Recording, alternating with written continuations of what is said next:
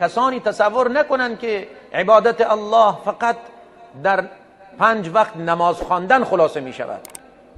لبخندی که در صورت برادرت میزنی، مردم را با چهره باز ملاقات میکنی، اون صدقه هست، اون عبادته، اون عبادته، اون عبادته.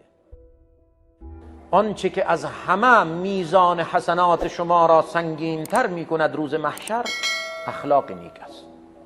اخلاق نیک، اخلاق نیک،